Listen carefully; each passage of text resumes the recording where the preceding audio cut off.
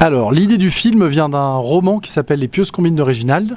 C'est Sage Productions, dont c'était la première production, qui sont venus me proposer la réalisation de ce film, et j'ai co-scénarisé pendant 1 an et demi le film avec Hubert de Torcy. Voilà, et c'est une première réalisation pour moi.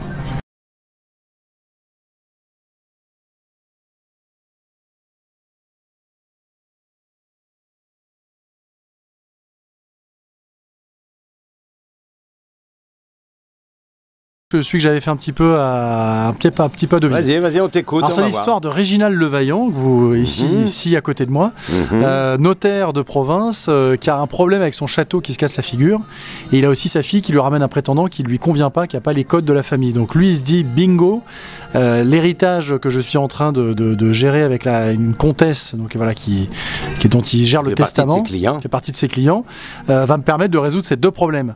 Un futur héritier que je vais mettre dans les pattes de ma fille, et peut-être des sous qui seront bienvenus pour mon château.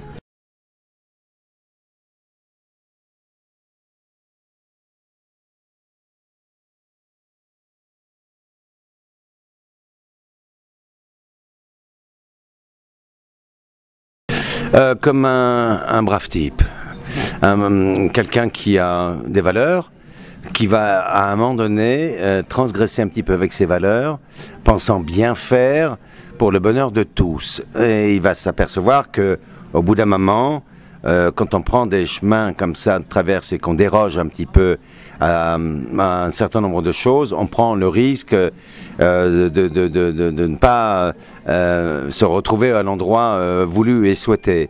Et en même temps, ce personnage va, en prenant, comme il le dit à un moment donné dans le film, en prenant un chemin qui n'était pas forcément le meilleur, il ne peut pas regretter de l'avoir pris, parce que s'il ne l'avait pas fait, il n'aurait pas non seulement rencontré les êtres qu'il va rencontrer pendant cette histoire, et ça l'a mis face à lui-même sur l'interrogation qu'on peut tous avoir aujourd'hui, c'est où la vérité, et donc je pense qu'il a bien fait de prendre le risque, voilà, de se tromper pour enfin trouver sa vérité et contraindre les autres à être dans la leur.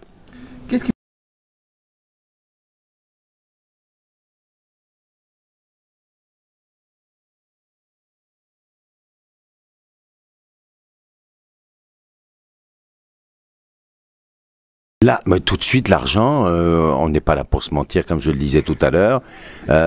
4 millions de dollars aujourd'hui, ça se refuse pas. Ce qui m'a permis de refaire la toiture de ma maison, qui était malheureusement, oui, tu le savais pas. Non, bien sûr, évidemment, le sujet, pour être sérieux, parce qu'on est là pour être sérieux. Le sujet, la manière dont Albéric, qui, je le dis au passage, est le réalisateur d'un premier film.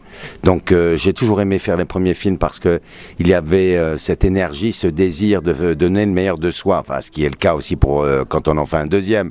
Mais il y a quelque chose d'assez assez particulier dans l'aventure, c'est-à-dire c'est un peu comme si on faisait une course ensemble et que pour aller jusqu'au bout, on décidait de donner tout ce qu'on pouvait pour arriver à bon port. Et nous sommes arrivés à bon port.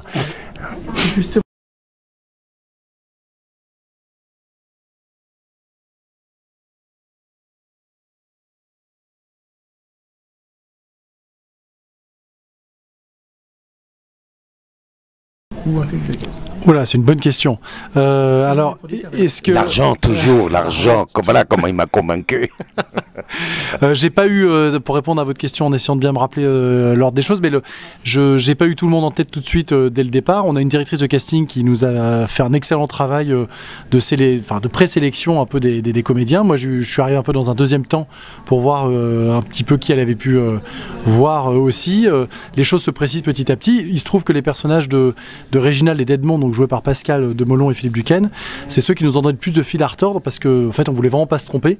On cherchait les perles rares, et c'est quand on a eu la chance d'avoir Pascal et qui nous a dit oui, que l'idée de Philippe aussi s'est profilée. C'est Pascal qui nous l'a suggéré, très gentiment. Et d'ailleurs, pour la petite anecdote, pour en revenir à Stéphanie, il a raison, qui fait un travail magnifique sur le casting. Longtemps avant que je rencontre Albéric, m'avait parlé du projet et m'avait parlé du rôle d'Edmond. Au départ, il m'avait pressenti pour le rôle d'Edmond. J'ai lu donc le scénario, tout ça, et puis à ce moment-là de mon travail, j'ai osé dire que le rôle de Reginald était quelque chose qui m'intéressait un peu plus, d'entreprendre. Voilà, c'était une couleur que je n'avais pas encore eu l'occasion de jouer. Et à ce moment-là, j'ai pensé tout de suite à Philippe Duquesne. Voilà, c'est là où j'en ai parlé à Stéphanie, Albéric et tout, etc. À l'inverse, dans le rôle d'Edmond, et je me disais que ça me paraissait, moi, dans mon esprit, tellement évident. Et il m'a suffi simplement de leur en parler. L'idée a fait son chemin, et là, pour eux, tout est devenu naturel. Ça fait tilt tout de suite, voilà. Alors je ne sais plus la deuxième partie de votre question, est-ce qu'on a répondu à tout? Non, si. C'est savoir comment on arrive à convaincre. Oui, vous avez répondu à tout. Comment on arrive à convaincre Pascal L'argent, c'est tout. Nous ne sommes pas là pour nous mentir. Et à chaque fois, il dit une somme différente. 8 millions de dollars. Est-ce que ça se refuse de nos jours? Non, clairement pas. Les temps sont durs. Pour votre premier film.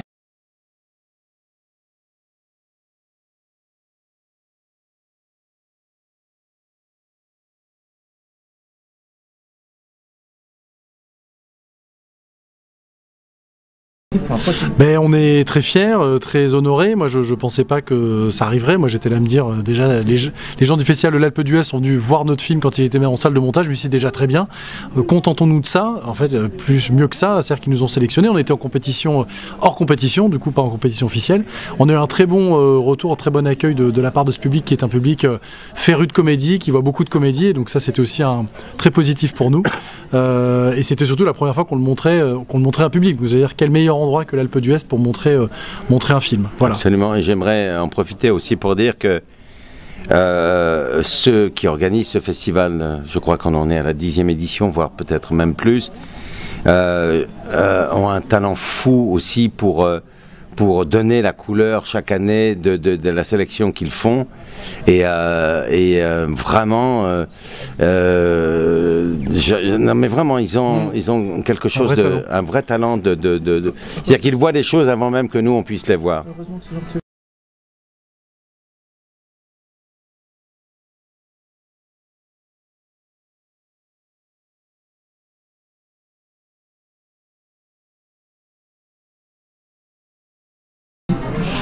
Le coup de la voiture, tu parles?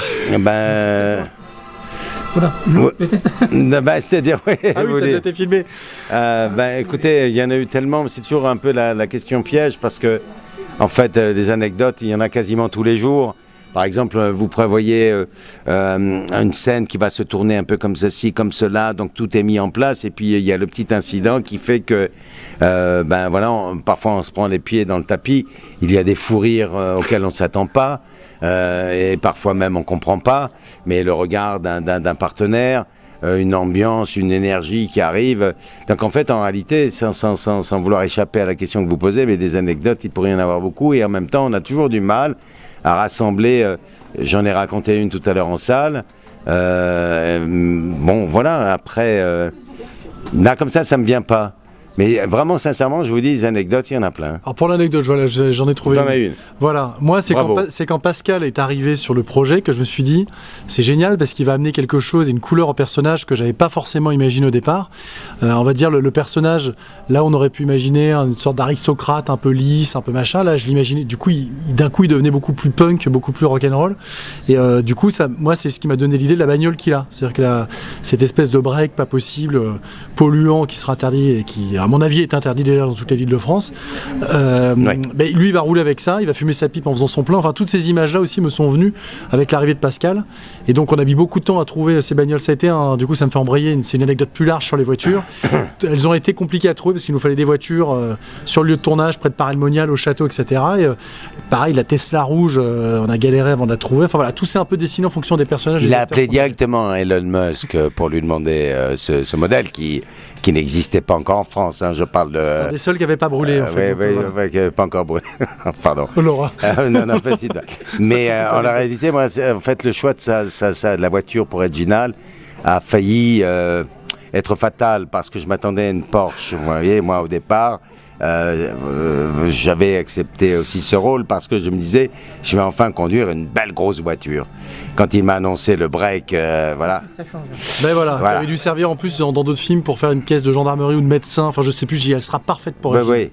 En tout cas pour les déménagements, c'est un véhicule parfait, hein. C'est-à-dire, voilà, c'est un break, voilà, qui est, par contre, qui n'a pas la direction assistée. Non. Mais bon, pour ceux qui ont la nostalgie des voitures, voilà, avec lesquelles on devait braquer, si vous voulez, en y mettant tout son corps, et voire même se faire une tendinite au bout d'une semaine, une luxation, c'est le véhicule idéal.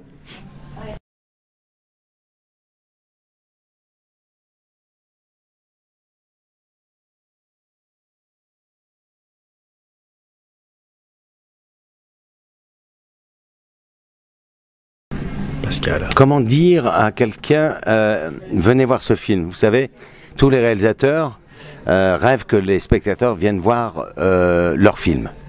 Et ils ont bien raison d'avoir ce rêve. Parce qu'en fait, chaque réalisateur parle au spectateur, espère que le spectateur pourra lui faire un retour de son film. Moi, vous dire que j'aime ce film, est-ce que pour autant ça veut dire que les gens vont l'aimer? Jusqu'à présent, la seule chose que je puisse vraiment confirmer, c'est qu'à chaque fois qu'on a fait des projections, que ce soit l'Alpe, que ce soit ce soir ou les autres soirs, la chose qui nous revient, c'est le plaisir, l'enthousiasme que les gens ont eu à le voir. Et donc, pour moi, ça suffit à inciter les gens, parce qu'il y a beaucoup de films à voir, à venir voir ce film, voilà, pour faire partie de tous ceux qui l'ont applaudi, qui ont eu du plaisir à le voir. Mais je ne peux pas les obliger. J'ai quand même pas faire le tour de toutes les maisons, les appartements à sonner en disant, les gars, si vous venez pas voir ce film, il y aura des représailles.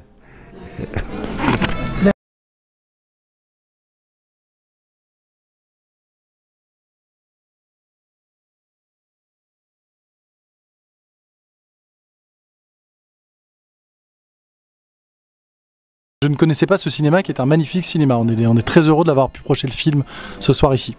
Chaque fois qu'on va quelque part, on fait le Tour de France en ce moment, il a de la famille qui est dans la salle. Hein. Là, je me pose des questions. Hein. Mais c'est vrai, partout où on est allé, il y avait au minimum 2 à 3 personnes de sa famille. Ils sont un peu partout. Ils sont partout. Très dispatchés, oui. Ouais.